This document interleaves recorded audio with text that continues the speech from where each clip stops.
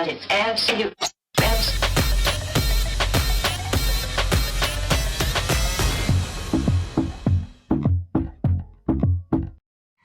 فراخك بتاكل بس مفيش وزن.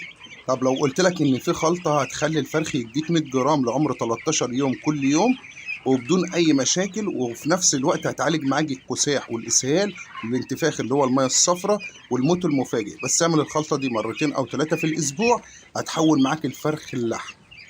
عدي وتدلع على وضعك، قلبي هيولع على وضعك، كل ما تتدلع انا هطلب تتدلع تاني على وضعك، وانت من قدك على وضعك، كل حاجه عندك على وضعك. اللحم. السلام عليكم ورحمة الله وبركاته، ازيكم يا جماعة؟ عاملين ايه؟ اتمنى يا رب تكونوا بخير. اللهم صل على سيدنا محمد. عمر الفراخ البيضة التسمين النهاردة 13 يوم، وزي ما اتعودنا مع بعض كل يوم بننزل لحضراتكم فيديو، وكل يوم بنعمل خلطة، وكل يوم بنوزن مع بعض وبنشوف الوزن كل يوم عامل ايه معانا. النهاردة يعتبر تجويع الفراخ ساعتين. احنا اتكلمنا يا جماعة وقلنا من عمر 10 ايام بنبدأ نجوع ربع في ربع او نص في نص لحد من عمر 13 يوم هيكون جمعنا ساعتين. لما نجمع ساعتين لحد عمر 13 يوم يبقى كده هنجوع لحد نهاية الدورة ساعتين كل يوم. احمي فراخك من الموت المفاجئ، واحمي فراخك من اي مشاكل تواجه الفرخ، لان طبعا انت لما بتجوع الفرخ بتطهر معدة الفرخ، والفرخ بيبدأ يسحب معاك علف اكتر بيديك تحويل. فالنهارده يعتبر اول يوم نجوع ساعتين، وبكره ان شاء الله هيكون برضو ساعتين لحد نهاية الدورة. هي ساعتين بس في اليوم، ما بنجوعش تاني غير ساعتين بس في اليوم، وبعد كده بنبدأ نعمل الخلطة. أهم حاجة هنتكلم فيها هنكون شايلين اللهم صل على سيدنا محمد العلافات من قدامهم، ويكون التهوية مع التدفئة كويسة عشان ما يحصلش أي مشاكل عند حضراتكم.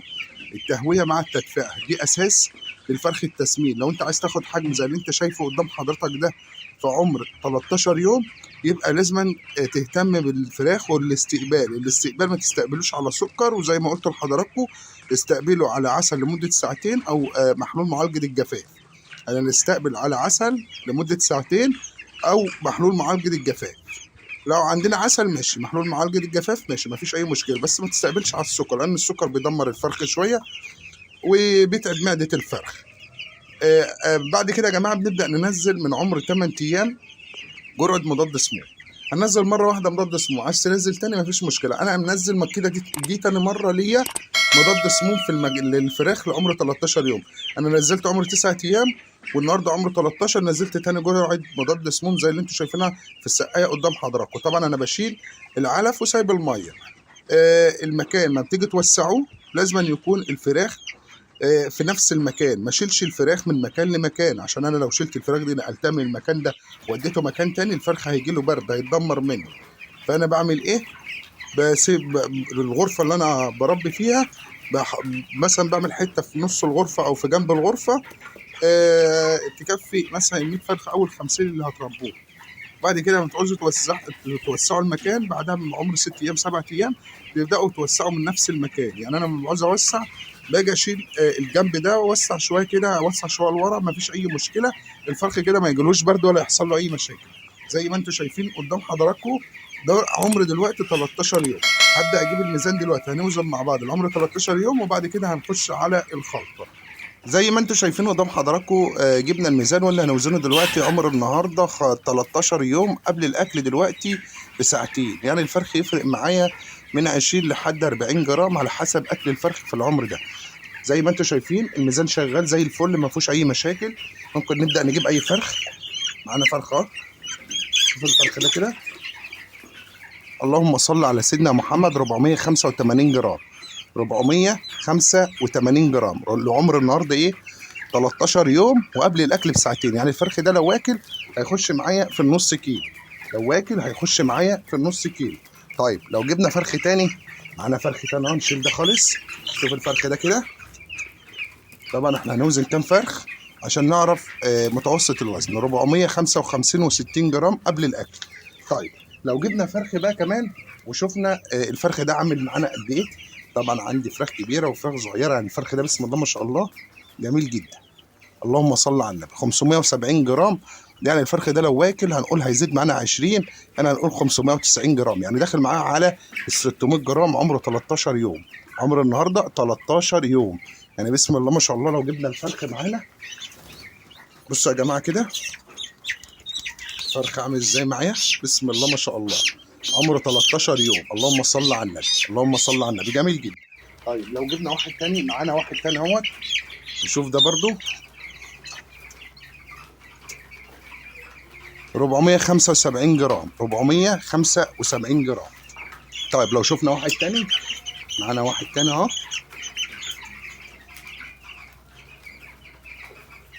480 جرام.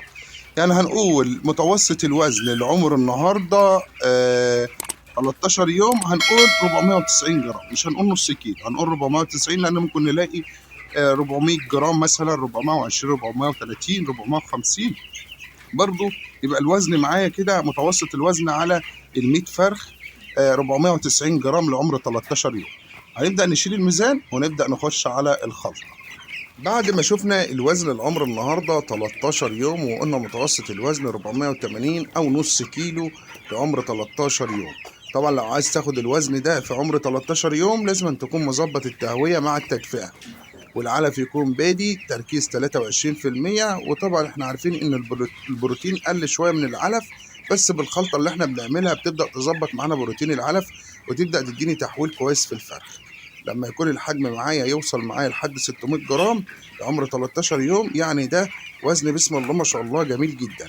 الناس اللي هتقول لي احنا عندنا الوزن قليل عن اللي موجود عند حضرتك، اقول لك الوزن لو عندك قليل خلي بالك لا يكون التهوية عندك مش كويسة، أو التدفئة نفسها مش كويسة، أو الفرخ عنده إسهال. اتكلمت قلت لحضراتكم من عمر 12 يوم لحد 15 يوم بتنزلوا جرعة كوكسيديا أو بتعملوا شيح وليمون وشاي، لأن طبعا الكوكسيديا بتنزل من 12 ل 15 يوم. زي ما انتم شايفين قدام حضراتكم دول 100 فرخ، 2 كيلو ونص علف بادي تركيز 23%. أول حاجة هنبدأ بيها في الخلطة بتاعتنا البصل والثوم والليمون. بصل، ثوم وليمون. عايز تعمل بصل بس وثوم ليمون مرتين او ثلاثه في الاسبوع مع البصل مفيش مشكله.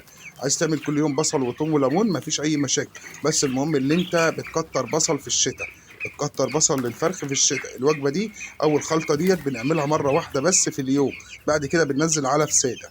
بعد كده احنا اتكلمنا امبارح يا جماعه وقلنا دي بدايه الخميره الفوريه امبارح على المشروب، تمام؟ يعني بدايه الخميره الفوريه امبارح على المشروب، النهارده هتبقى على المشروب وعلى الخلطه، بس المشروب بيكون بالليل والخلطه بتكون في النهار. طبعا انا بصور لحضراتكم بدري الصبح عشان خاطر حضراتكم تبقوا عارفين، بصور لحضراتكم الصبح.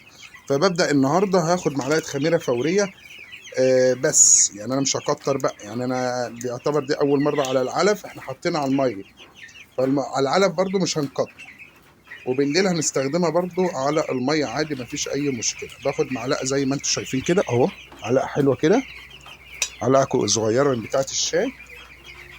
بعد كده بنبدا نجيب الكركم وناخد معلقه كركم.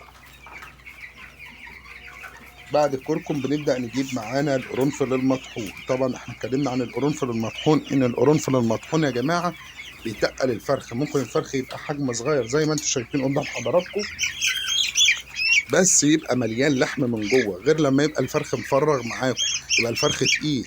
يعني الفرخ ده ما يقلش معايا عن 450 جرام اللي انتوا شايفينه قدام حضراتكم ده. فرخ بسم الله ما شاء الله جميل جدا. فكله بيرجع على حسب ايه الاهتمام بدرجه الحراره والتهويه، لان درجه الحراره والتهويه دول يعتبروا الاساس. نص معلقه زنجبيل، نص معلقه بس ما نكترش.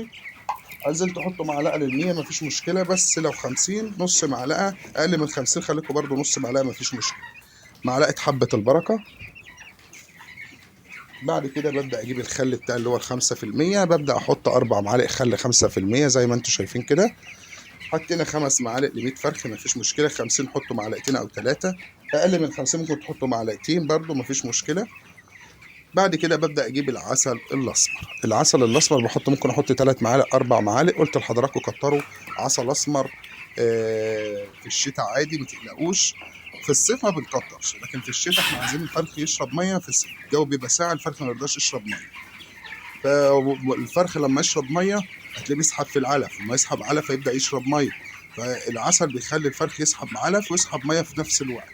طيب هنعمل ايه تاني؟ مش هنعمل اي حاجه، هي دي الخلطه اللي احنا هنعملها العمر النهارده 13 يوم.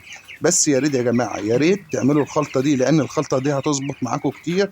انا لو شاف ان الخلطه دي مش بتظبط معايا في الوزن، انا ما كنتش عملت الخلطه. ان شاء الله الدوره الجايه هنجيب 100 باذن الله، هنركن 50 في جنب و50 في جنب. هنشتغل ب50 بالادويه و50 بالخلطات باذن الله، وهيبقوا في نفس المكان يعني، بس هيبقى ده في جنب وده في جنب، عشان بس ايه الناس كلها تعرف الفرق ما بين الادويه وما بين الخلطات. وهصور لحضراتكم ده وهصور لحضراتكم ده، عشان خاطر برضو لو عايزين تشتغلوا بالادويه ماشي، عايزين تشتغلوا بالخلطات ماشي. بس هنشتغل، احنا هنعمل بالخلطات عشان خاطر بس اعرف حضراتكم ان الخلطات بتديني وزن زياده في الدوره كيلو عن الادويه. يعني انا بخلص الدوره بتديني زياده وبتقرب المسافه كمان، يعني انا بقرب المسافه في الدوره، بدل ما الدوره تقعد معايا لحد 45 يوم لا اخرها عندي 35 يوم. فالخلطه بتفرق معايا كتير جدا. هنبدا نحط العلف ده للفراخ ونرجع تاني مع بعض.